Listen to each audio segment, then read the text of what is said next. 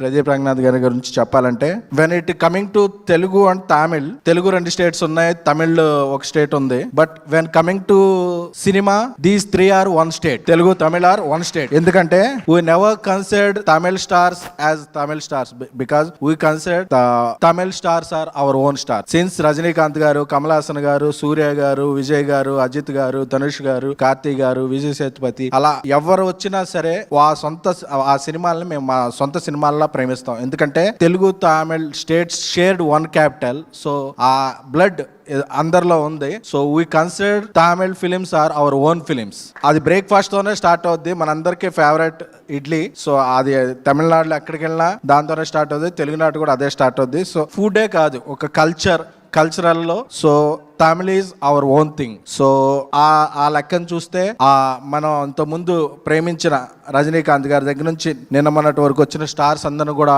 ఎలా ప్రేమిస్తున్నామో we are loving equally. And you are joined in that elite club of Pradeep garu. Welcome. ఎందుకంటే ఒకసారి చెప్పాలి, విజయ్ దేవరకొండ గారి ఫంక్షన్ లో చెప్పాను, ఒకసారి కొడితే ఫ్లూక్ అంటారు, 2 సార్లు కొడితే ఫేక్ అంటారు, కానీ 3 సార్లు కొడితే ఇండస్ట్రీ షేక్ అనాలి. 3 సార్లు ఇండస్ట్రీ షేక్ చేసి 300 crores film. He doesn't have any background. Wherever he stands, it's his ground. Is it Tamil or Telugu? So you are not just hero material, you are actor material and you are star material. Materials గురించి మాట్లాడాల్సి వస్తే this is his metal and material. So I would like to stand for my words.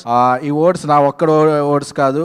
I worked as journalist for 15 years. I became producer and made a national award film. So on behalf of all Telugu film fraternity, on behalf of Telugu journalists, on behalf of Telugu cinema, on behalf of Telugu audience, I am saying you are the real dragon, real dude, and you are enter the dragon in our Telugu states.